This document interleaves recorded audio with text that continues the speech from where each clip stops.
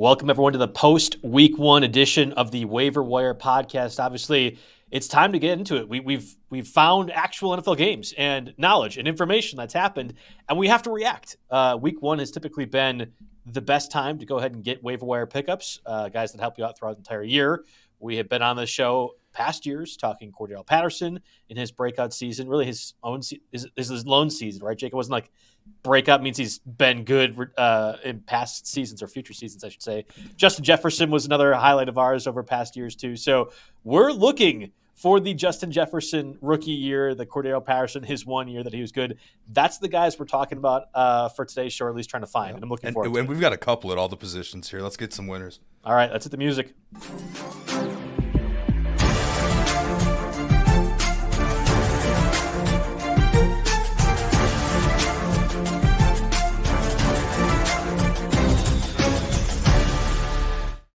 Again, welcome to the Tuesday edition of the RotoWire NFL podcast. We are talking waiver wire pickups. Going to be our top priority here entering week 2. We already have in the chat the Roshan Johnson conversation. I promise you, Uncle Ted, we're going to get to Roshan Johnson, a lot of the Bears running backs. That's the shocker of the week. Yeah, well, there's a few running backs overall in this group, a few receivers as well. We have a headliner of the Rams, which surprised a lot of people. I did end up starting him. Spoiler, I guess, so I can victory lap on that. We can victory lap on Luke Musgrave and the tight ends overall, especially after Travis Kelce went down. Mark Andrews missed Sunday's game. We had a scare with Darren Waller. You really had to dive into the tight end waiver wire for a lot of people that ended up being pretty successful, even though Musgrave and his inability to stay on 2 feet cost fantasy managers dearly. Or finish routes, but I think we're going to get there. The key is opportunity, right? We always talk about these guys. It's half skill and half opportunity, right? There are a lot of coaches that have very, very good players on their teams. I saw Mario ranting about this on Twitter, and he's exactly right. There are a lot of players with very good players on their teams that are on the bench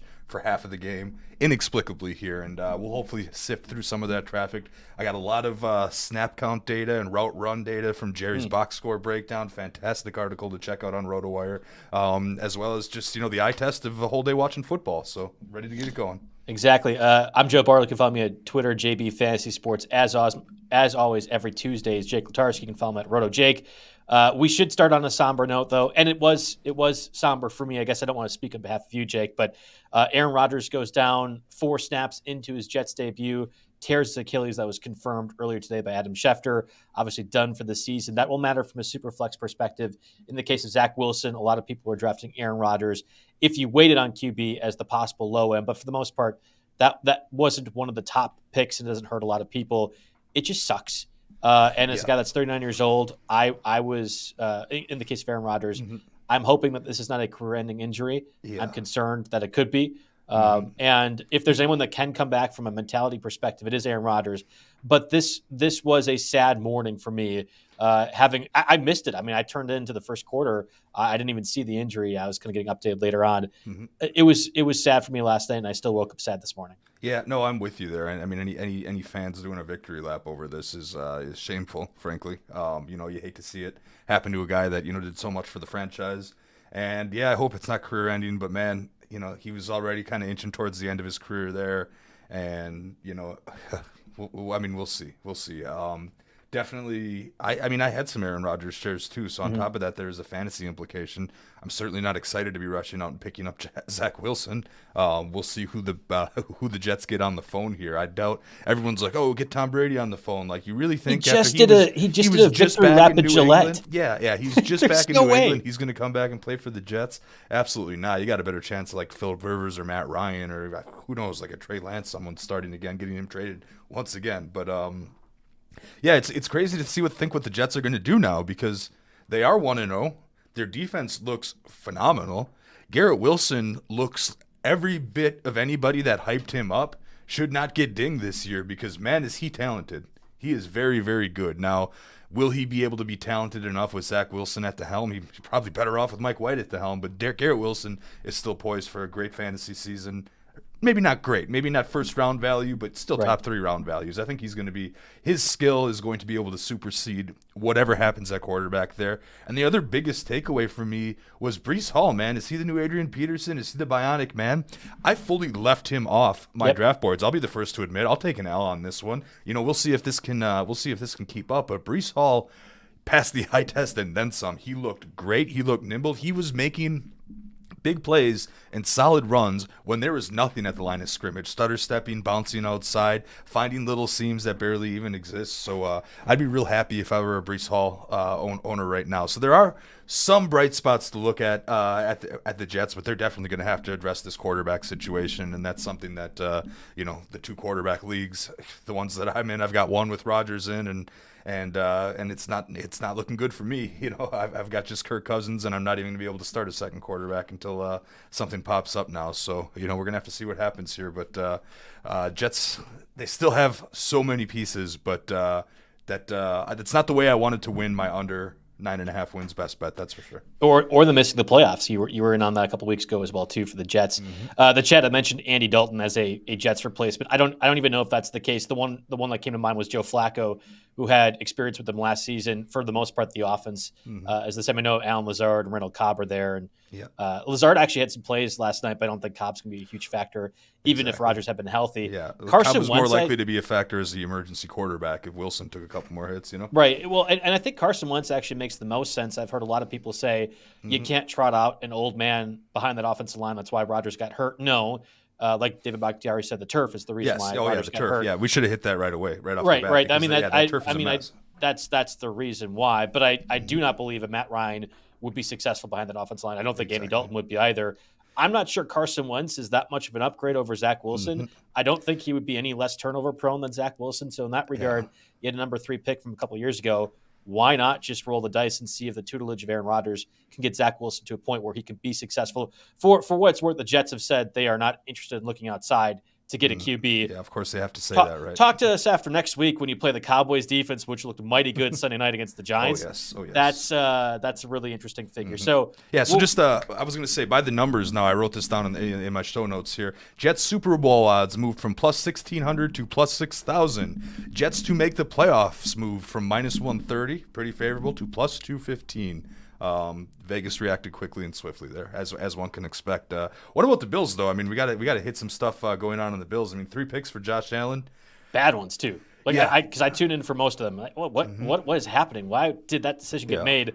Troy Aikman was like befuddled routinely by what Josh Allen continued to do, which I found fun. I'm getting older now, Jake, and I think as I get older, I've learned that I enjoy Troy Aikman more than I did as a very rowdy young Packers fan when it seemed like Joe and Troy were against the Packers.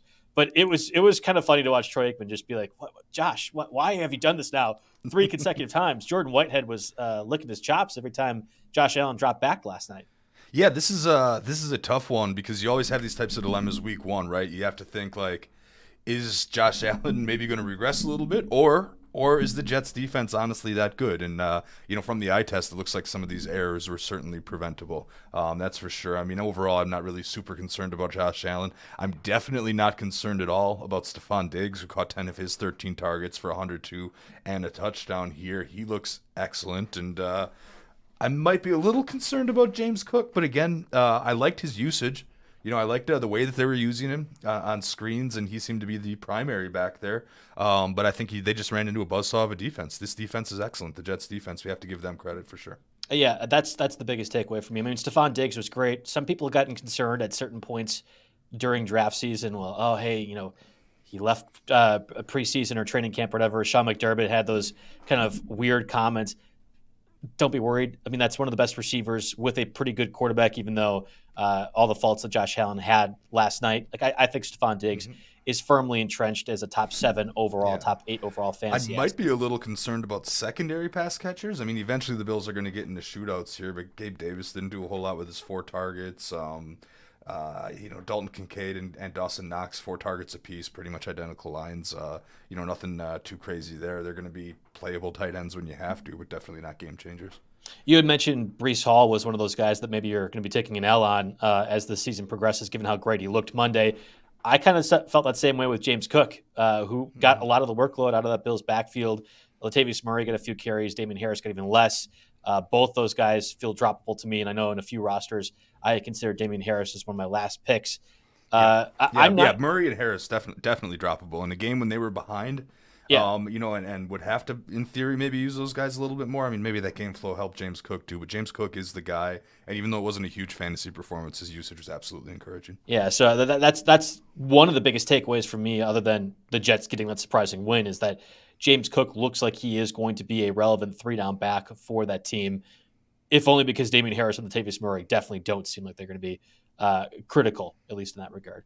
Lyndon Dorfin said Harris near the goal line was a little scary for Cook managers. Well, Cook managers shouldn't have been assuming James Cook was going to be near the goal line anyway.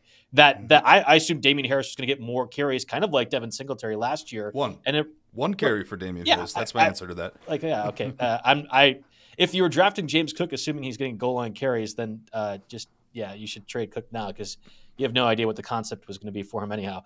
So yeah, I mean that was an interesting outcome, obviously, with the Jets getting that victory. And again, I think Damian Harris and Latavius Murray are both droppable at this point. We'll get to more droppable running backs when we get to that running back section. The chat's already asking about Puke Nacua and what his FAAB budget's going to be. I promise we'll get there. We have an order to things, though. Order is very important, Jake. Exactly. When it comes to this, we need to make sure that we go with our quarterbacks, get a little bit of conversation in there. We already had that with Zach Wilson and the super flex part, and the running backs and receivers too. We've got some interesting ad drop debates to come to. Yeah. We are already debating in the office who needs to be picked up and dropped. I'm gonna put on my dunce hat and do overreaction, like full on overreaction in week 1. Let's go. I want to get a word from our sponsors here quick from Blue Wire. Obviously, if you're watching this live, it'll be a quick break. But if you're listening, a little bit more commercials in between, then we'll come right back to it. All right, so we're back, and we're talking quarterback specifically. We mentioned Zach Wilson. We'll get to him a little bit further when it comes to the super flex conversation, because I think that's where he lies. We had talked about Derek Carr last week. Ended up being a pretty good call. Jordan Love as well, too, with his 3 touchdowns. And even Sam Howell getting that rushing touchdown. All ended up being totally fine if you were streaming. Not that you were ever replacing any of those for Joe Burrow, but he was obviously one of the biggest losers from a fantasy perspective in that felt like monsoon, but not quite last Sunday against the Browns. Who are we looking at quarterback this week, Jake? I mean, I have to go back to Jordan Love, right? He's got a pretty nice road matchup at Atlanta. He's only 31% rostered. And the fact that he put up pretty much an outstanding fantasy game, I mean, 25 points is, depending on your little quarterback intricacies here in your scoring, 25 points is a solid game. But there are a couple things that show that he can continue to grow because, one, he did that when he was not perfect. There were some throws that he missed by a little bit, and there were also some targets that, had he led, a little bit better, would have been touchdowns. I mean, that's going to come up in our Musgrave conversation for sure here. So, there was the fact that he played well statistically, yet still has room for improvement is encouraging. And then number 2, we don't know if Christian Watson will be back in week 2, but when he comes back, that's going to be huge. And even Romeo Doubs, who caught 2 touchdowns, still was only out there for 50% of the snaps here. So he's got more weapons on the way, and he already looked good given the circumstances he had. So if you're looking to pick up a quarterback underneath our 50% threshold, I think Jordan Love at about 31% rostered is the first option you're looking for. Yeah, and A.J. Terrell, stud cornerback for the Falcons, that is a bit concerning. This is going to be in Atlanta as well. I had stupidly thought this was in Green Bay. But the secondary for the Falcons is pretty good. It's not just that Bryce Young, rookie quarterback for the Panthers, struggled in his debut like number 1 overall picks tend to do. I think the Falcons secondary might be much improved, and obviously Jesse Bates, who they acquired from the Bengals, he made an impact in that game. Even just watching through those on Red Zone, you could hear Jesse Bates' name come up multiple times. Yeah. So I think the Falcons secondary is going to be troublesome. I also think the way the Falcons are going to run the ball, hopefully not well, but they are going to continue to do so, as we saw with 0 passes to Drake London, only 2 catches for Kyle Pitts. The ball control aspect of the Falcons offense is going to limit scoring possessions. That makes me a little uneasy. That's the only issue. And if it was the Falcons secondary last year, fine, Jordan Love could manage that. They might be just improved enough where there's going to be a low scoring and might not be offense involved on either side. Whether or not Aaron Jones plays is also going to be a big factor here. He was until that game in week 1 got out of hand, Aaron Jones was looking like he was maybe going to try to come back in. And I'm sitting there with my buddies on the couch saying, no, let's just leave it here. But Aaron Jones will be a big factor to that running game. They need the 1-2 punch of A.J. Dillon. Just A.J. Dillon isn't really getting it done necessarily. So if they can, I think what can happen is they can set up the run game to force, some stack boxes. And then maybe when there's more one-on-one coverage, then Love will see some more opportunities there. So I guess that's how I'm looking at that from a Love standpoint. But definitely, you have to. It's tough doing the show on Tuesday when most waivers process because you do have to watch that injury report, and Love's weapons are a big part of that. I would rather have Derek Carr for what it's worth, and he is going against the Panthers. Obviously, Desmond Ritter's rushing production helped have him have a serviceable enough fantasy day. You weren't happy if you started him in 12-team leagues, but I think you're okay from a super flex perspective. The secondary of the Panthers is pretty good too, but I thought the the Saints' weapons looked insane. We're going to talk about Rashid Shaheed in a little while, but Chris Olave was back to his normal self. Michael Thomas, to your credit, Jake, looked like he could actually play in the NFL. Not that he's been out for the past 4 years, like I chastised you a couple weeks ago. The Saints offense might be legitimately really good, and I think Derek Carr I would rather have over Jordan Love this week. Yeah. The threat with Michael Thomas isn't necessarily that he's old or banged up, he had 8 targets. He caught 5 of them for 61 yards. The actual threat there might be that Rashid Shaheed is more of a factor than we were going to give him credit for, and having to start him in our Dynasty League ended up working out. So, which is all good to the main point of this section of the show, which is Derek Carr. And, there's no Kamara yet. Won't be any Kamara next week. Jamal Williams, they tried to make him the workhorse. He wasn't super effective. But, Carr's 33 pass attempts turned into 305 yards and a touchdown. And that was against a Tennessee defense that I think we both respect. And so it's one of the tough. I want to say one of the tougher matchups, but definitely a negative matchup rating there for Carr, and I could see this going up completely. I mean, I think when it was all said and done, depending on what your league does with interceptions, and of course there's no rushing yards, it was like a 20-point fantasy day, something along those lines. 16 to 20 points maybe fantasy wise, which doesn't jump off the page, but there's a lot of encouraging stuff there to think that total could be going up next week. In 2 QB leagues or super flex leagues, what is the number you're putting on Zach Wilson? Because again, you and I just talked about at the top of the show. At least I don't believe the Jets are going to actually get a veteran quarterback to compete with Zach Wilson, at least not early on. And Zach Wilson faces the Cowboys defense, which I want nothing to do with this week. But I'm assuming Zach Wilson's going to be the starter for the Jets for a couple weeks, if not more. Where are you at in super flex leagues? So I'm going to be light on Zach Wilson in super flex because of the factors that you mentioned, but too, Zach Wilson is on that level or quarterback ranking where, your wide receiver 4 on your fantasy team could easily outscore him every week. So for that reason, I guess 8 to 12, but, I don't know. Does that seem high compared after what I just said? Out of a $100 budget? Yeah, 8 to 12%. Yeah. I'm okay. I think that's fine, and I bet you somebody else is going to bid higher and get him. I might put like a $4 keep him honest bid out in my super flex to see if everybody else has the same idea. And then, I don't know, you never know. Maybe the guy can turn a corner. I guess we'll see. But I'm not. This isn't a $45 bid by any means. No. This isn't. I'm trying to think of what would be the highest super flex bid. Like if Dak got hurt or something, and then Trey Lance was out there, or the best backups. Or Huntley would probably be, in that range if something were to happen to Lamar. I hate to even speak this stuff out there, but you talk about backup quarterbacks that could get thrusted in, that could be 50% or greater of your budget. Zach Wilson ain't it. Yeah, I'm right there with you in that regard. And honestly, there's a lot of QBs where if that situation were to arise, I don't trust it. Like Mike White, we had to talk ourselves into after 2 weeks, and he actually did produce from a fantasy perspective. I'm not convinced that Zach Wilson, especially again, factoring the Cowboys next week, makes me feel comfortable. There's not a lot of droppable quarterbacks. Obviously, Aaron Rodgers being done for the season would be one of them. I had put down on our show list that Kenny Pickett is completely off my board. Say goodbye to 4 weeks of preseason hype. That Steelers offense was garbage. And Kenny Pickett looked like the kind of QB that has no idea what he's doing and was a concern for us all of last season. That was very sneakily one of the worst quarterback performances of the week. And it's only going to get worse with this Deontay Johnson hamstring injury that we're definitely going to touch on when we get to wide receivers. Yeah, he's out of my list. Ryan Tannehill as well. Although in 2 QB leagues, I would probably hold Ryan Tannehill over Zach Wilson. That's close. I mean, he looked miserable against the Saints too. But that's really the only scenario where kind of considering Ryan Tannehill or I think in this case Kenny Pickett. So. All right, before we get to the running backs, and there are a number of them, we already have questions in the chat about what to do with Tank Bigsby, Roshan Johnson, and the like. Let's get a word from Bettor Vision. I think we can all agree that fantasy sports is awesome, and obviously daily fantasy and sports betting too.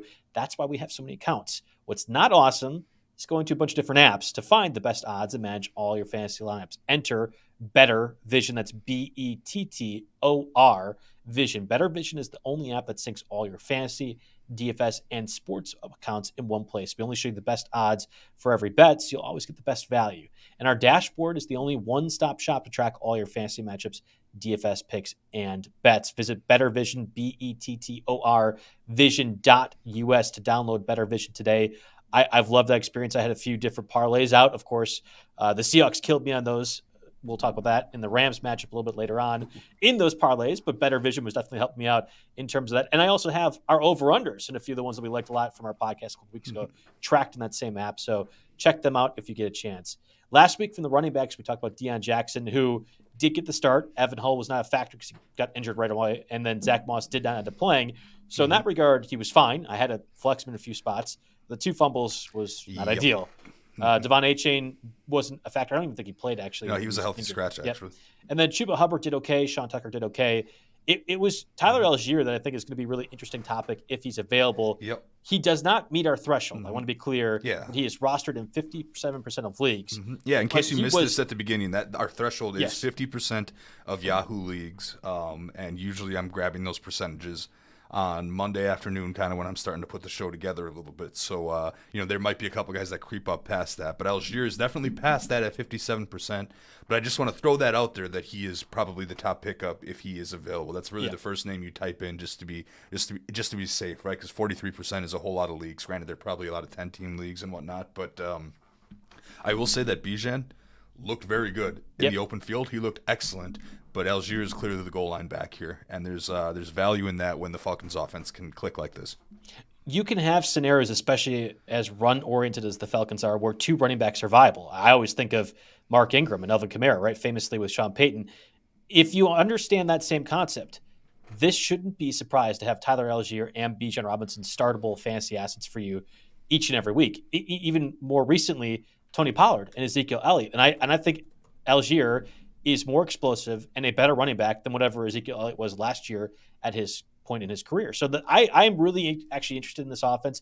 I would love if they passed the ball more, but if they did, then Tyler Algier probably wouldn't be as fantasy relevant. So in that regard, I agree with you, Jake, wholeheartedly. Check first if he is available. Although of my 15 leagues, there was only one that he was not, he wasn't already picked up. So just keep that in mind. Again, I think I took a stand being lower on Bijan than the field, which meant I got a couple Algier shares, of course, sitting on my bench in both Stake League and the Invitational, and at least one more. So, okay, yeah. I mean, you weren't playing now.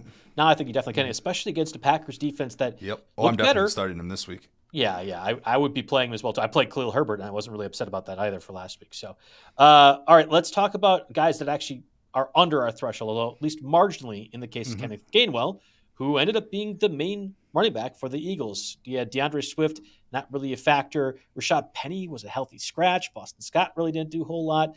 Kenny Gainwell might have ended up being the number 1 running back for the Eagles. It's a question of now, will he do that moving forward? And, of course, he plays Thursday night against the Vikings. Exactly. So I was considering making Kenneth Gainwell my number 1 overall pickup because not only did he get 14 carries and was right around 50% of the snaps in each quarter of the game, not only was that the case, but both Boston Scott and DeAndre Swift, 1 carry each, right? And, of course, we have to mention that Rashad Penny was a healthy scratch, which, geez, what does that even mean? Did we take him to the cut list at this point? That definitely has to be a move that's in play here. But, yeah, Swift, and they, want to get Swift involved in the passing game a little bit, but they have 2 of the top 15 receivers in the league, arguably. So, they've got that going. And, of course, Goddard wasn't a factor either in this game. But, Kenneth Gainwell on this offense – the RB1 has some value, almost value in the James Cook range, right? Because if they're seeing similar usage, you have to have this an outlook like that because Jalen Hurts is going to get a lot of the short yardage carries. They run that scrum better than anybody else, which also means any of the goal line carries Hurts is likely getting. So, you miss out on that. But as far as the lead running back, it's definitely Kenneth Gainwell. The only thing is he's 47% rostered in Yahoo leagues. But you're getting the RB1 on a Super Bowl team, guys. This isn't one to overthink. I think, right up there with Algier. You might even be able to rank him ahead of Algier just because seems to be more separation between him and the RB2. So Kenneth Gainwell, definitely one of the top overall pickups this week. So I actually just disagree. And we could rank these running backs a little bit more. Algier is definitely top of my mind. I think moving forward, you are going to see DeAndre Swift and you are going to see Rashad Penny. The Patriots defense might be one of the best in the league. And I think that's in large part why we didn't get to see more explosive plays. the Eagles have a much more difficult schedule than they did last year. Remember, we had talked about that they were odds-on favorites, at least in our mind, to be the top overall record before that was even a thing, before the Eagles came onto this main stage. And I do think that offense is good. I think A.J. Brown's getting more involved. Dallas Goedert was like non-existent in that game. That's a lot of a credit to the Patriots defense. I don't believe Kenny Gainwell is going to get 18 touches most weeks. And I think if you want to be successful offensively, you need to get DeAndre Swift and possibly Rashad Penny more involved too. I'm more concerned that Gainwell got the 14 touches this week without Swift and Penny. What is that going to look like when they do, in fact, need to include those guys more? Mm-hmm. I actually don't want Gainwell among the top 4 of the running back pickups. Oh, okay. Yeah. That's pretty bold here. What are we going to do with Rashad Penny, right? I'm going to give him one more week, but if he's a healthy scratch in week 2, he's going back on the wire for me. I don't think I can hang on to somebody like that. And Swift, of course, they want to get him involved, but it didn't happen. So I don't know. There's some interest in this type of, again, it's not just the usage, but the separation between him and the next best guys here. That's what I'm going to keep going back to with Gainwell. And I just think coaches do dumb things, especially week 1. And this feels like a dumb thing. I don't believe Kenny Gainwell has the body type to be somebody that takes on 18 touches, especially, like, I would get it if you had nobody else. If you just had a bunch of Boston Scotts, Rashad Penny and DeAndre Swift are good. Rashad Penny is good when he's healthy. I don't understand why they did it. I think the Eagles just did a dumb thing, and I'm not going to go overreact to the Eagles being stupid. Who knows? I mean, I guess dumb. It's certainly possible he missed a meeting or something and it went unreported or some little thing like that. So again, I guess I'm gonna wait it out one more week. But I guess I'm higher on Kenneth Gainwell than most. Maybe it's a little self-affirming. Yeah, I think maybe it's just you. But I'm very interested. I'm even if you don't believe in Gainwell like I do, there definitely needs to be a keep him honest bid there. Yeah, and I do agree with that. Of the running backs. Am I crazy to say you rather, like, if you could drop Penny for Gainwell right now, you'd do it, right? Yeah, I would. I have would to do that, right? Yep. Okay. I think you have to do that. We'll see if my words in a bad highlight reel tape later on. But I'm pretty sure that if I had Rashad Penny and could get Gainwell, I would make that 1-for-1 swap immediately. I would rather have Gus Edwards over Kenny Gainwell, and that matters because J.K. Dobbins is done for the season, torn his Achilles, of course, at least helped Fantasy Matters having a respectable game before that injury occurred. This is, third consecutive year that Dobbins is going to miss significant time. At this point, we talk about Aaron Rodgers and his career being done. I have a uncomfortable feeling, even though Dobbins is younger, we're talking about a guy with very serious injuries that I'm not certain how he comes back from. So Dobbins done for the year. Of course, you can call up Melvin Gordon from the practice squad. He was done 5 years ago. Certainly at this point, he's also done too. I think Gus Edwards is a really good running back. There's a reason why the Ravens have paid him, despite the market of running backs shifting. I know Justice Hill got some opportunities and curiously goal line work. I wouldn't be surprised if the Ravens consider Jonathan Taylor if and when that happened, although John Harbaugh said they weren't looking at outside resources. That includes Leonard Fournette and Kareem Hunt. I will believe that when I see it, but I think Gus Edwards right now is more attractive to me than Kenny Gainwell. I know the Colts are looking for wild young receivers, right? They wanted Waddle, they wanted Watson. Maybe Rashad Bateman is the best that they can get, especially if the Ravens aren't going to use Rashad Bateman here, which we'll, of course, talk about later. See, this Gus Edwards situation is a little convoluted to me, and I know that you've been big on Gus Edwards, and I also respect the skill of Gus Edwards for sure. And he's only 20% rostered, so he's very gettable. But Justice Hill scored 2 of these touchdowns, right? And Melvin Gordon's coming up. You have Melvin Gordon does nothing. Like literally, you could be on the roster, and it's the same concept as Melvin Gordon in my mind. I mean, he could still be out there 10 snaps, and that's something. That's the same concept of you. You could go block for 10 snaps. You might be done after those 10 snaps. That is all Melvin Gordon I might be done after 2 snaps. I don't know. You were an offensive lineman. Come on. Yeah, I know, but to try to block a linebacker or anything, I don't. Yeah, those days are long over. So it's just too convoluted for me. Yes, Gus Edwards is going to have a spot in my FAAB queue here, but and it's going to depend on what my back situation is. I had 0 J.K. Dobbins. I got lucky, dodged that bullet there. But there's it's too convoluted for me to really trust any of these guys because even if you have Lamar Jackson, the running quarterback taking away possibly from any running back that's out there, and then you have 3 guys that are going to play. Even if it's Gus Edwards 30 snaps, Justice Hill 20 snaps, and Melvin Gordon 10, that's still 3 guys that could end up scoring. And we got issues there. I'm not super aggressive on Gus Edwards especially in a week like this week when there are so many other options that feel more safe, like their workload feels safer, and we're definitely going to keep getting to those. Yeah, and for what it's worth, Edwards had 22 offensive snaps, Justice Hill 29. Hill is the better of the receiving backs if you think that's going to be a function in the offense. I don't think we're going to really know what the Ravens offense looks like until this week when they face the Bengals. And even still, it might be like week 4 because they played the Colts in week 3. I don't think you have to really go all out in using Todd Monken's scheme. That was also a monsoon game Sunday against the Texans, and the Texans offense was miserable throughout. So I don't know if we've really seen what the Ravens are capable of doing. I do know Gus Edwards is a good running back. He got 8 carries. I recognize they weren't goal line opportunities, but that can fluctuate and change depending on personnel matchups. I would rather have Gus Edwards than Kenny Gainwell. I would also rather have Kyren Williams, and I think we got to skip ahead and talk about him here as well too.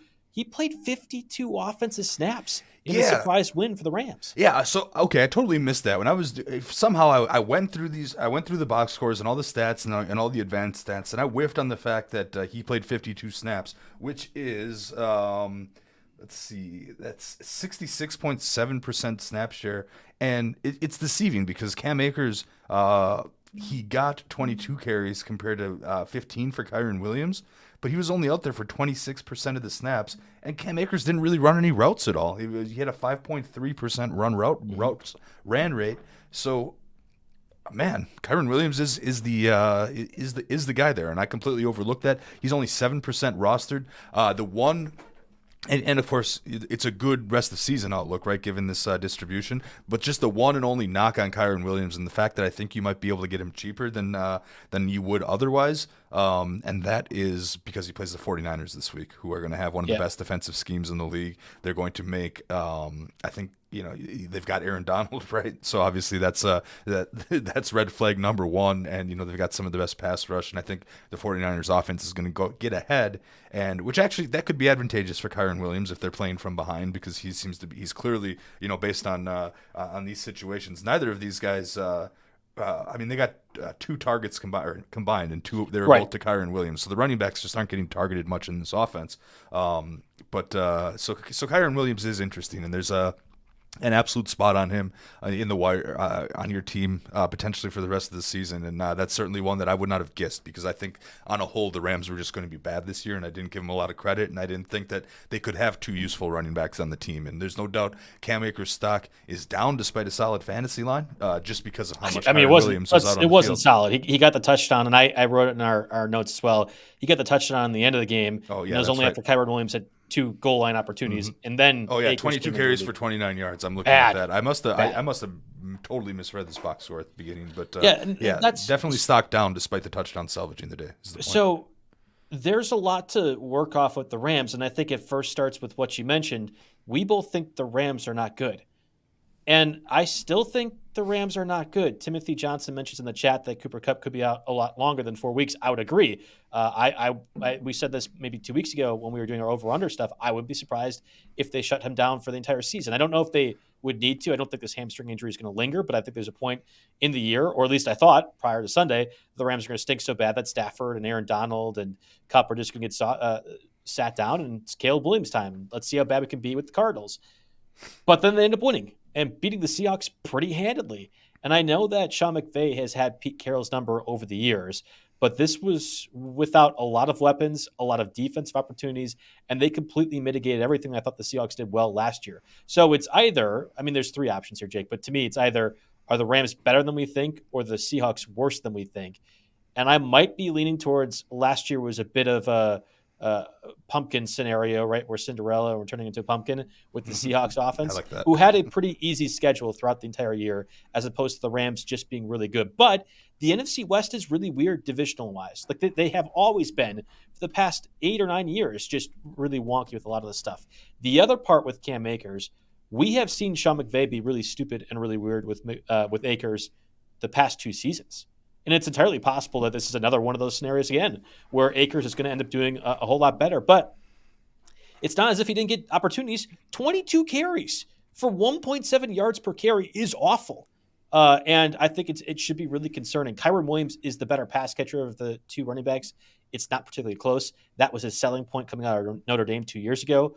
And if they do get more involved, and I think they're going to have to, I would assume we're going to see a playing time split much like this. There is no scenario, looking at the data that we have right now, that I don't believe Kyren Williams is going to be the starting running back for the Rams moving forward. And that's why I find him more attractive than Kenny Gainwell too. Okay, so I was thinking like a $9 FAAB bid on Kyren Williams. You're saying go you much will higher lose him than to that. me.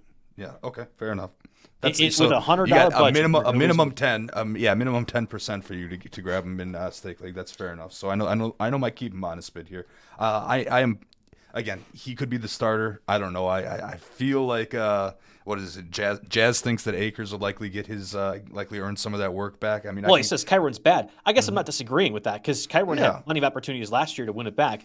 Exactly. So Kyren just Akers is also bad. Yeah, so we got Kyren opportunity, right? I always say half skill, half opportunity. I give him a big boost in opportunity points, but the skill is still the same of what I thought, and I think the Rams are going to be bad. So that's why initially, mixed with the bad matchup this week, I had her lower on the rankings, but I will concede that he needed to be bumped up on where I had him running back-wise. We did have a question I want to talk about real quick. Timothy Johnson asked, should I drop Antonio Gibson for Kenny Gainwell or Josh Kelly, half-point PPR? My answer is yes. I didn't even have to think about that. Yes for either. Okay, and I would agree with you on that one. I think Kenny Gainwell, just to our point, because we were arguing about who's more valuable, I would rather have Kenny Gainwell over Kelly, and it's not close. And I know Kelly had 16 carries for 91 yards, did a lot of that in the second half. I think what we're going to have moving forward is play any starting running back or even backup running back against the Dolphins, because that run defense was miserably bad. Gotcha. And I think Kellen Moore is a really good offensive coordinator, and we've seen with the Cowboys and now with the Chargers, he can scheme things well for the running backs in particular. But that Dolphins defense is very bad against the run, and that's what I'm taking away from week one. Not that Josh McKelly is this guy that suddenly is going to get a ton of workload. Yeah, so just a quick, kind of bring it back to the Timothy question. When I made my drop list, Antonio Gibson was the first guy I wrote down. He lost a fumble again. He has had a history of fumbling issues, and he was a non-factor after that, just 3 total carries. So he's absolutely droppable for either of these guys. But back to Josh Kelly. Yes, 16 carries. That definitely stands out. There is a role. He was also a good sign that he was used more as the game went on. I pulled this from Jerry's article this week. And, of course, it was a tight game, too. There wasn't anything so there wasn't anything unique about the game flow. He only had 37% of the snaps through the third quarter and then had 78% of snaps in the fourth quarter. Now, here's the thing. I saw a Schefter tweet. We don't really know the severity yet, but Austin Eckler has an ankle injury and is expected to be limited in practice this week. I think if there was real danger of him being unable to suit up in week 2, we would know. We would have heard about that a little more, but just keep an eye out on that, right? Because that gives you some big time short term value there. Now, they're on the road, they're at Tennessee, a solid defense that always comes to play, right? So it's definitely going to be a much more difficult matchup here. But if you were to tell me that that Eckler wasn't going to play week 2, let's just say that randomly, against the Titans. Yeah, against the Titans. Josh Kelly elevates to maybe top 3 pickups this week, I think, for me. He does. I think that report would have said Eckler's in danger of missing the game, not he's going to be possibly practicing, not practicing. He'll be limited in practice. And head coach Brand Staley also kind of alluded to he'll be practicing. Now, the coach. I forget, you are the Chargers guy, right? So yeah. And that's why I also don't think Josh Kelly is very good. Mm-hmm. I think you could do some gamesmanship with this if you're Brand Staley. Like, I don't know if my best running back is going to be out there or not. We'll have to see. And you might even see Wednesday or Thursday he'll either be a DMP or limited. But the way Eckler has throughout his career, you'll know Friday, even if he's a limited participant in practice, that he's good to play. And I feel like we would have had, especially with all the news about injuries and everyone being so hyper-focused on that right now, there would have been a report that indicates more than he might be not practicing this week. Like there would have been, hey, I don't know if Eckler's going to be good to go. So that's kind of where I bring it up. Antonio Lopez asking a question here too. He's 6th in the waiver wire. Should he try to get one of the Kenny Gainwell, Kyren Williams, or Joshua Kelly group, or hope that he can wait and grab one afterwards? And I think with as many running backs as there are, because you and I are disagreeing about Kenny Gainwell, that's fine. There's Kyren Williams. Joshua Kelly has value as a clear backup to Eckler. That's important.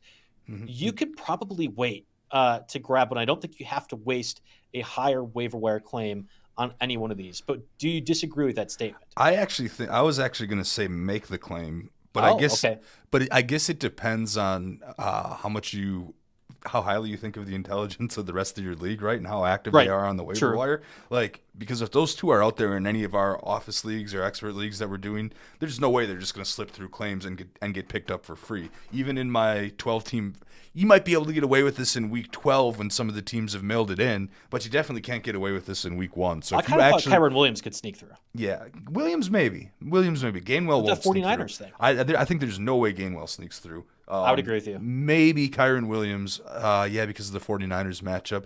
And you do make a valid point that you could, if you want to be the one that stays up till 3 a.m. and grabs, whether it's Kyren Williams, Gus Edwards, whichever one sneaks through, sure, yeah. Justice Hill, too. You could continue, yeah, I guess so. And then, there are a couple more guys that we can discuss here, but I think if I'm in that position and I really, really need running backs, I'd rather make the claim and get Kenneth Gainwell the number 1 running back on the Super Bowl team. Yeah, I know what you're saying, and I understand making the claim, but I think with as many guys as there are, and I'm looking long term, again, week 2 against the 49ers is going to suck. You're probably not playing Kyren Williams or Deion Jackson or somebody anyway, but I think you have the opportunity to wait. And there's a few receivers that maybe you would want to spend that waiver wire priority on as well, too. That's fair. As opposed to these running backs. We are already at 40 minutes, and we haven't quite finished the running back, so I want to get through these a little bit more. Let's do some quick hitters here. Unfortunately for Uncle Ted, Rashad Johnson is only a quick hitter and nothing more than that because he got so much garbage time work, in particular against the Packers. Yes. Deonta Foreman got 21 snaps. I was shocked by that as well, too. Khalil Herbert was in and involved in the passing situations when the game was close in the first half. Yes. I think Rashad Johnson looks good. I would say Khalil Herbert's stock went down and Rashad Johnson's stock went up, but I would not call Rashad Johnson a priority ad. He looked physical. He looked good, and he almost – once he started playing, they didn't take him off the field because he was actually pretty effective. That's good, but the fact that he wasn't used – he didn't I don't think he had a single touch in the whole first half. Might have had one. I feel like I saw like 1 or 2. Yeah, but even still, it was a lot of second half stuff. I agree. Yeah, there are questions about where he stands on this depth chart, and they were by the time that it was only him in the game, they were waving the white flag. So that's the only thing that makes me a little hesitant on Johnson. If you are in a deep league and already are rostering him or have a chance to get him and he's out there, you can pick him up with a hope that it grows into something, but I don't think you can overreact, pick him up, and start him week 2 and expect to get results. That's not going to happen. I think it's more like Khalil Herbert's fine, and Deonta Foreman's stock is down. I talked about him on a droppable running backs, even though he had 21 snaps. I don't know how the Bears watch that tape and say, we got to put Rashad Johnson away, put him back in the bottle. I think that one's out, but I would sooner assume what Foreman was doing for the Bears offense could be replicated by Rashad Johnson. So if Herbert gets 40 snaps, Rashad gets 32, Foreman gets like 8 or 9. Like that's how I think the split's going to go moving forward. When at least in week 1 it was Herbert close to 30, and then Foreman and Rashad Johnson split it. So I think it's going to trend more Rashad as the season progresses, but not right away. Exactly. Another false flag here is Jerome Ford, right? Because you're going to look at the box score and see he got 15 carries and think that that's significant. But through 3 quarters, Nick Chubb had 16 of the 20 running back carries and all 4 of the running back targets. Also, I made a note about Jack Conklin, unfortunately tearing his ACL. That's not going to help the running game over there. But Jerome Ford is definitely the RB2 there, but he is not a priority ad. He got so much work because of game flow. The fact that the Browns were ahead the entire game, the fact that the weather dictated a running game, and the fact that I thought the Bengals waved the white flag very early in that game. There was like 8 minutes left in the fourth quarter, and they pulled Burrow. So it was give up mode already. So that's why Ford got all that work. On the radar, yes, but he's not a priority ad given all the other backs that are out there. I had 7 shares of Jerome Ford entering the season. I had a lot of Nick Chubb, so my idea was I wanted the backup. And at the time when we were drafting, this is mid-August, he was the clear guy. He got injured, didn't play until the final preseason game. The Browns traded for Pierre Strong from the Patriots, who I thought was a pretty good running back in limited sample size his rookie season. So my concern was he got replaced as the backup. The Pierre Strong was going to do that. I could comfortably say I'm dropping every Pierre Strong share I have, and I'll be reacquiring Jerome Ford. Yep. But I'm hoping that everyone else agrees with you, Jake, that they'll just see the 15 carries and recognize what happened in the box score. Because I'm not adding Ford as a play. It's if Nick Chubb were to get injured, I don't think the Browns just go get Kareem Hunt back again. I think Ford will be given the most of the opportunities. Yep, yeah, absolutely. I mean, if anything, the fact that Kareem Hunt isn't signed means he should be on the drop list, really. if he's not, unless it's a super deep league. But also want to mention that Zach Moss is relevant again because Deion Jackson less time after losing 2 fumbles, and Evan Hull left with a knee injury. So it's we could have a situation where it's Zach Moss RB1, Jake Funk RB2, or something crazy like that. But Zach Moss is, of course, has a little bit of pass catching upside too. So he is on the radar, and he's actually high enough where I would consider putting a bid or two in like the stake league or something. We have a very limited roster spot stake league, so it's kind of tough. But I thought Deion Jackson really disappointed, and it sounded like Zach Moss was close, right? He was eventually ruled out Saturday, but was actually listed questionable as of Friday. If Zach Moss is healthy, he's the guy, and they have the Texans this week, so I kind of sneak played Deion Jackson as a flex, and it was okay. It wasn't great. I would do the same thing for Zach Moss, like from just a one game this week. I think I'd take him over Kyren Williams. I think I'd take him over Gus Edwards and Justice Hill.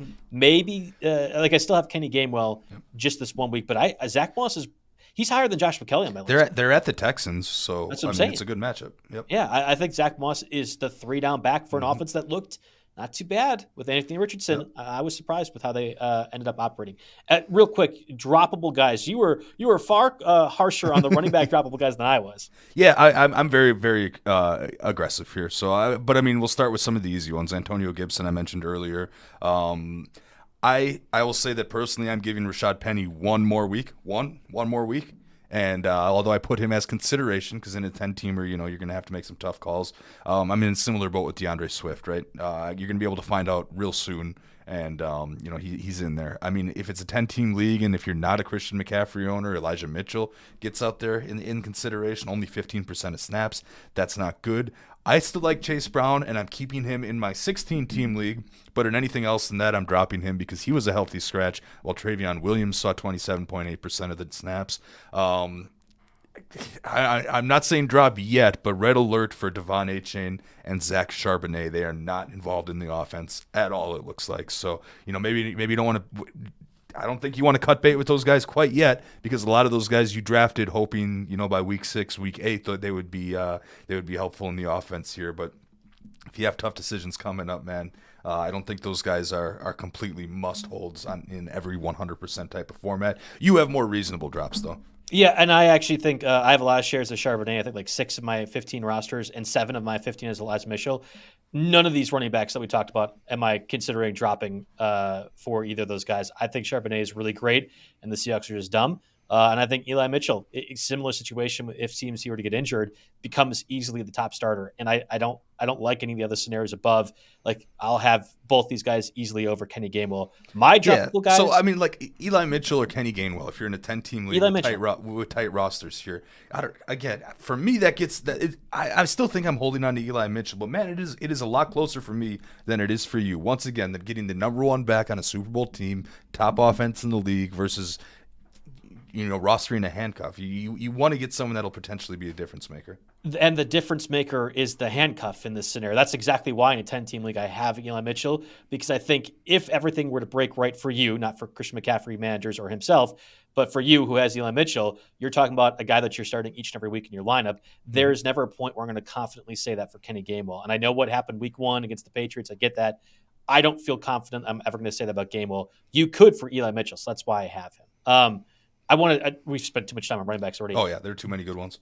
Damian Harris, Deonta Foreman, Keontae Ingram, Devin Singletary are all guys that need to be dropped today. And you're saying, well, yeah, Joe, a lot of these guys suck. I agree, but they were being drafted in a few different instances. Devin Singletary in particular, people thought maybe would have more of a workload. Damian Pierce did everything for the Texans. Singletary could be gone. So all 4 of those guys, whether it be for any of these receivers you talked about or any of these running backs. And Butcher, keep the Chubb side of that trade, please. Okay. All right. I wasn't sure. I wanted to see what the roster would look like for him. So, all right, let's get a word from our sponsors, Rival Fantasy. If you're looking for a place to play head-to-head fantasy football games without the huge tournaments, salary caps, or complicated game types, Rival Fantasy is where you want to play this NFL season. From a twist on a classic game with Fantasy Bingo, where players generate a lineup to complete achievements and get bingo, and a head-to-head fantasy challenge where you pick which of 2 players will score more fantasy points. This is the best version of fantasy sports. For the 2023 NFL season, Rival Fantasy is offering new users a $200 deposit match plus a $25 first play voucher.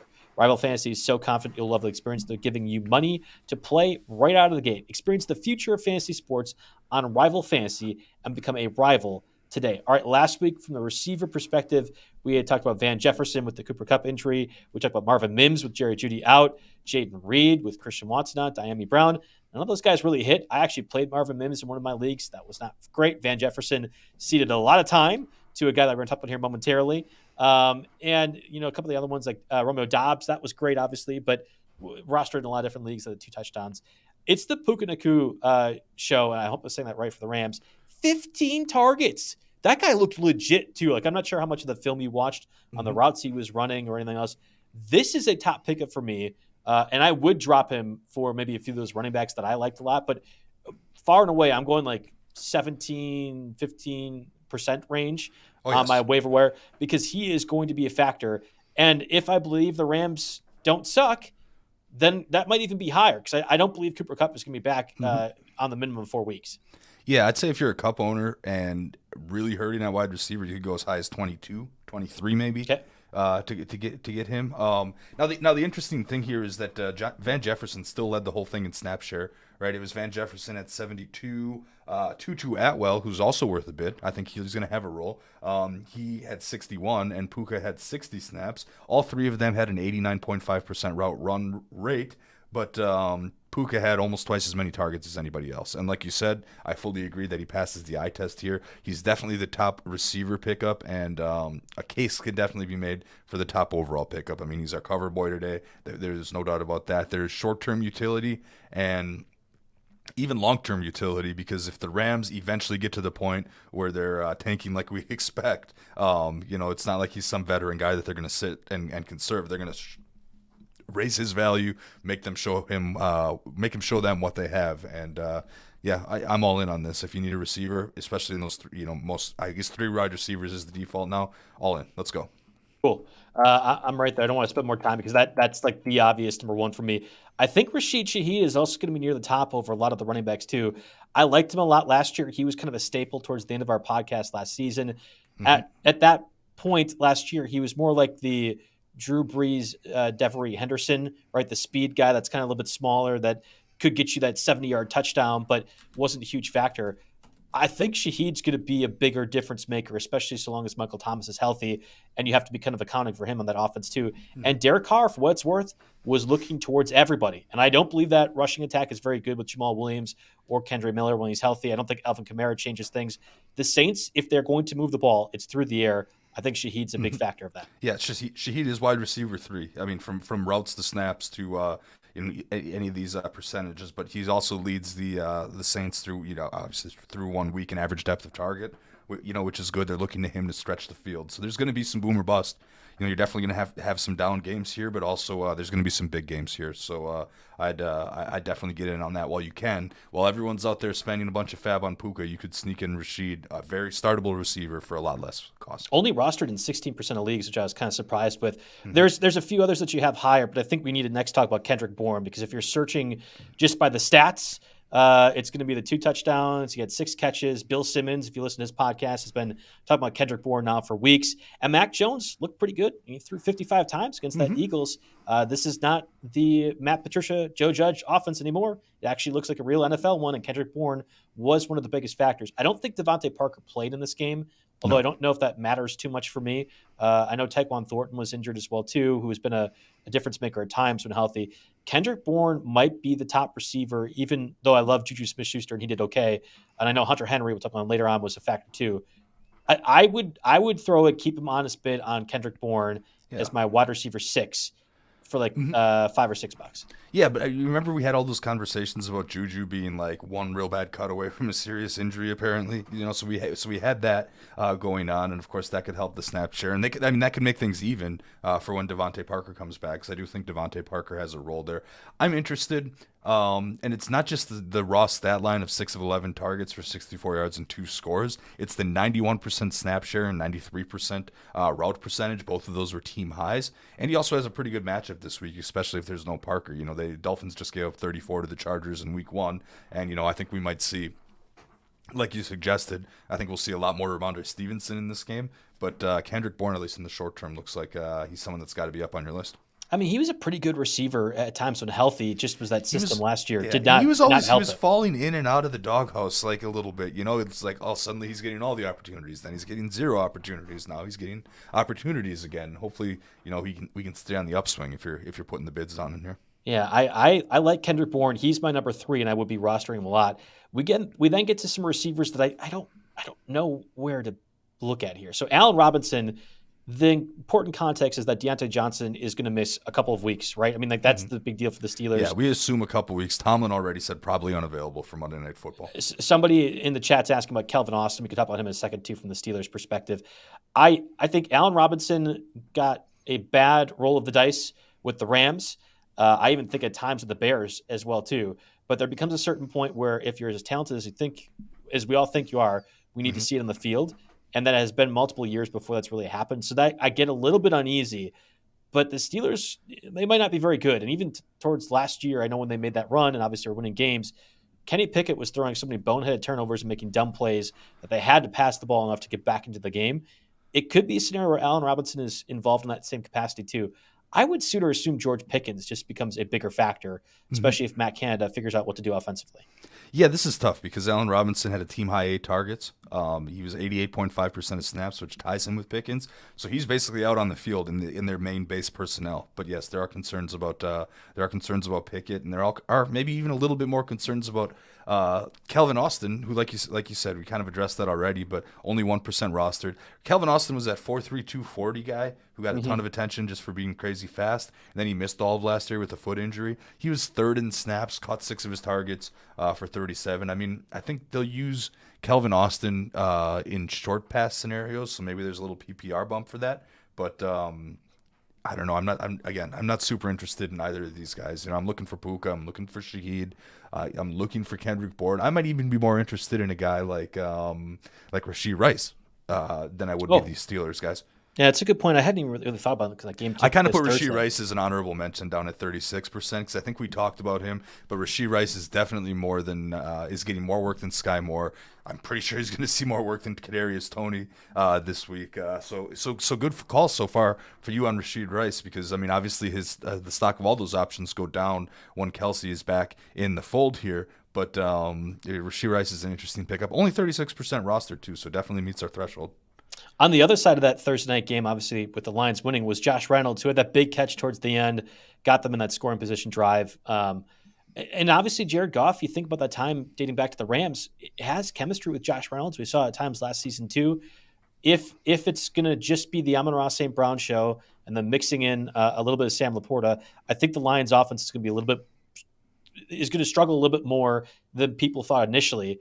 But if Josh Reynolds kind of becomes that number 2, especially as we wait for Jameson Williams to come back from suspension, I don't mind that. I don't know many leagues or scenarios where I'm playing Reynolds, much less rostering him. That's my only problem. But he might be a factor for the Lions so long as Jameson Williams is out. Mm-hmm. Yeah, no, I mean, he very much was. Caught 4 of 7 targets for 80 yards. All 4 of those catches were for first down, so there's definitely a degree of trust there. And he's making, he's inspiring confidence in his quarterback. Second highest snap rate among wide receivers, too, at 69.6%. Now, we'll see what happens down the road when Jameson Williams is involved. And, we'll see what happens when they're more comfortable letting Jahmyr Gibbs have a larger workload because all of those factors mean less targets to go around. But, for your deeper leagues, Reynolds is a perfectly fine short-term option. Yeah. Is there anybody else or should we just touch on the guys that we would drop?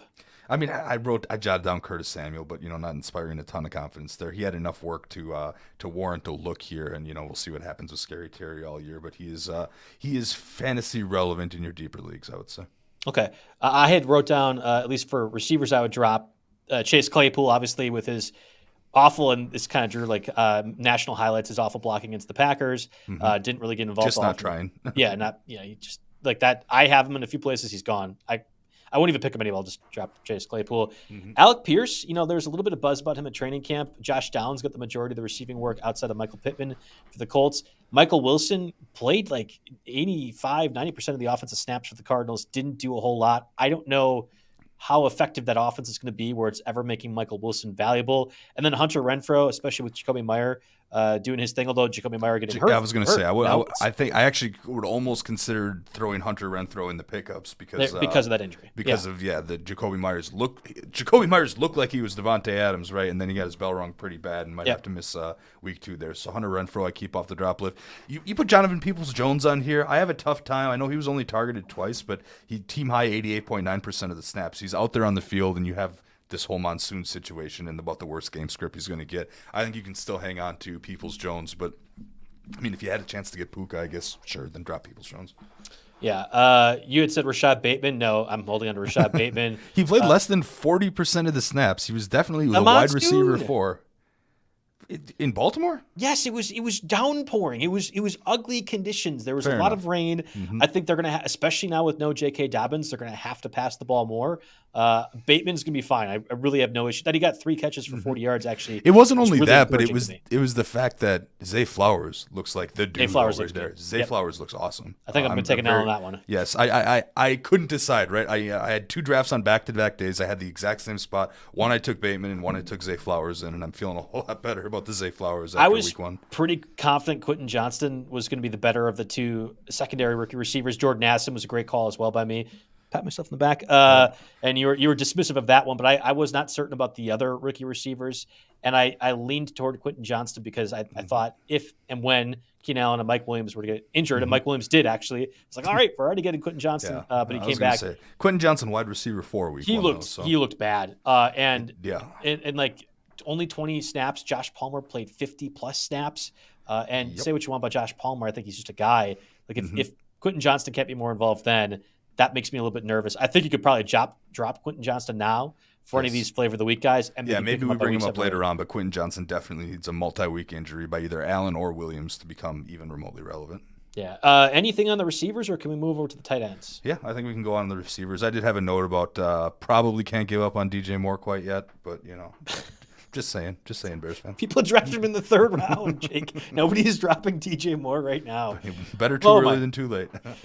Oh, my goodness. Okay, all right. Half kidding. All right, let's do a read for the Vivid Seats here. Vivid Seats is also encouraging no one to drop DJ Moore. Football is back. Kick off the NFL season with Vivid Seats and score tickets to all the hottest matchups and biggest games of the year. Catch every pass, every tackle, and every heart-pounding play of your favorite team live and in person with Vivid Seat Rewards.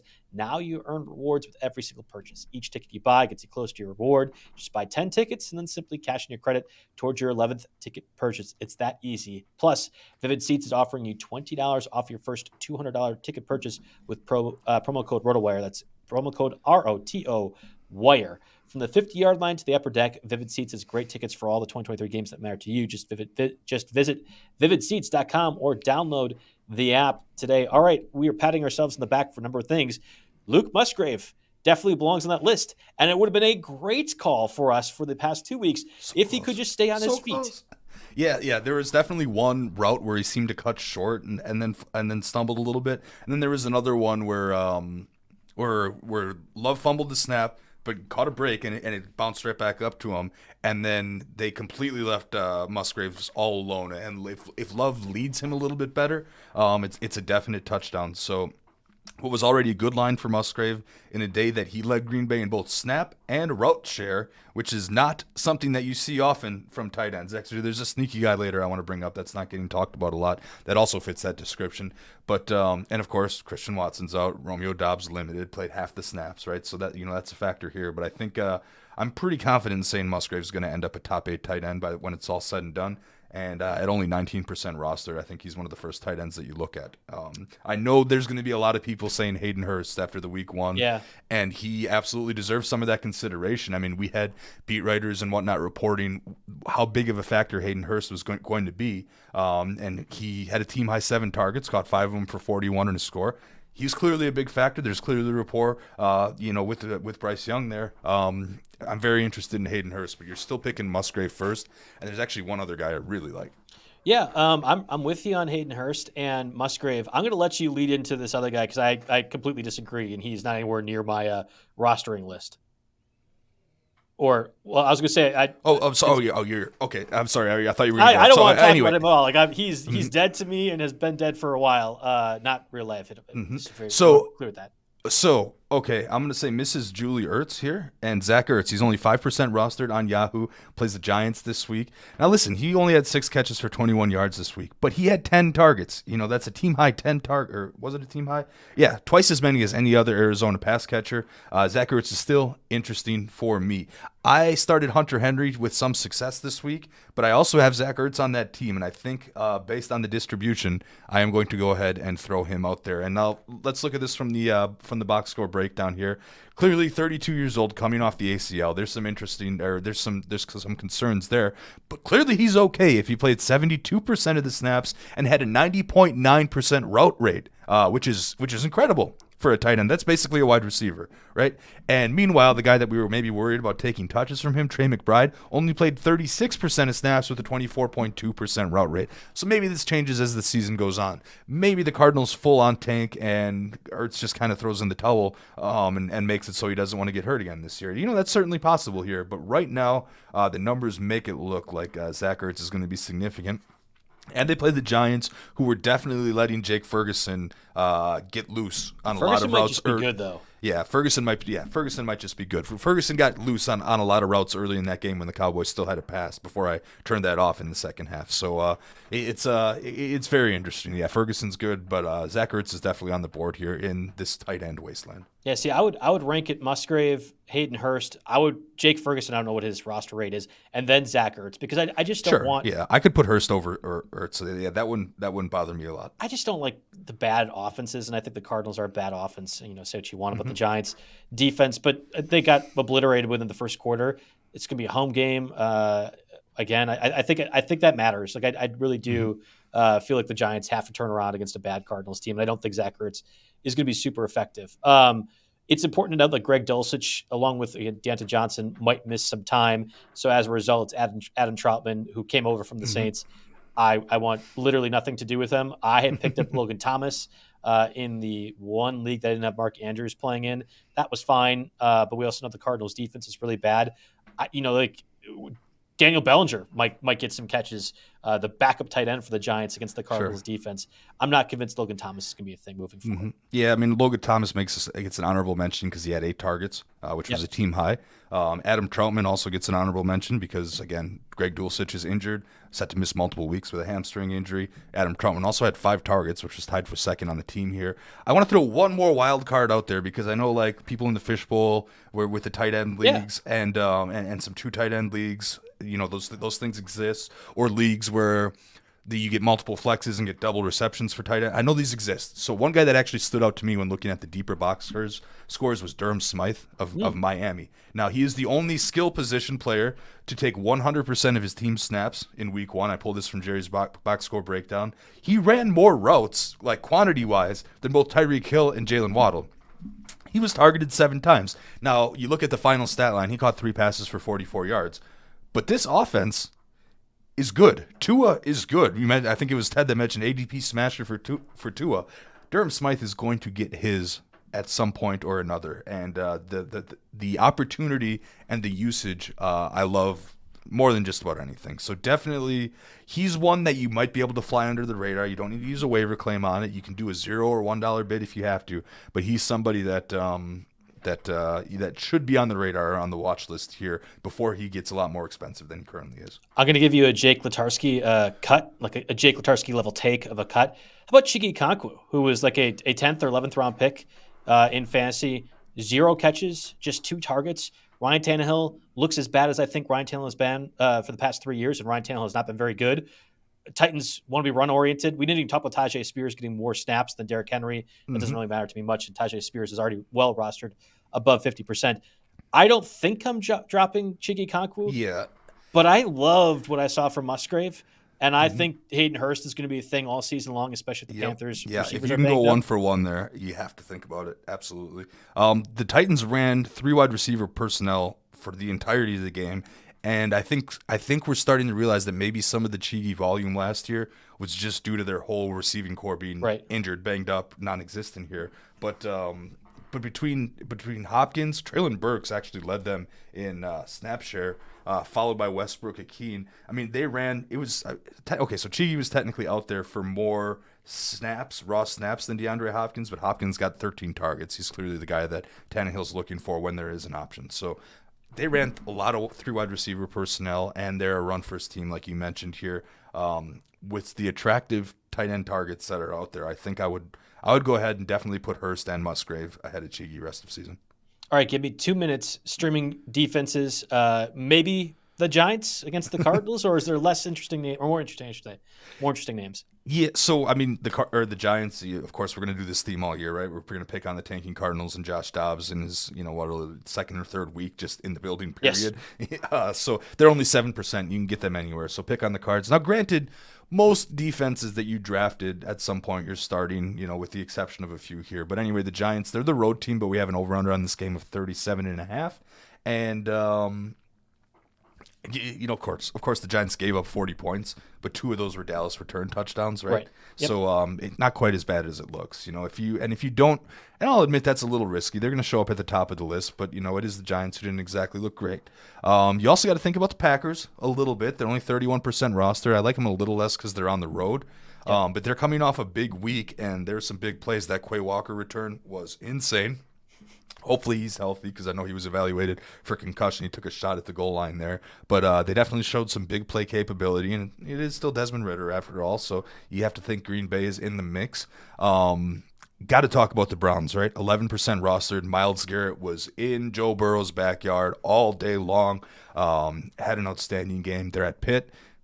Browns, of course, the weather was conducive to a defensive game, but I know how Kenny you feel Pickett's about conducive for every sort of. I know how you game. feel about Pickett, right? So, and the Browns definitely got the weapons, and then there's this Indy Houston matchup, right? Yes. Houston's the home team. A couple of rookie quarterbacks, both of them are less than 2% rostered. You can get involved with that if you want, but I'm probably looking.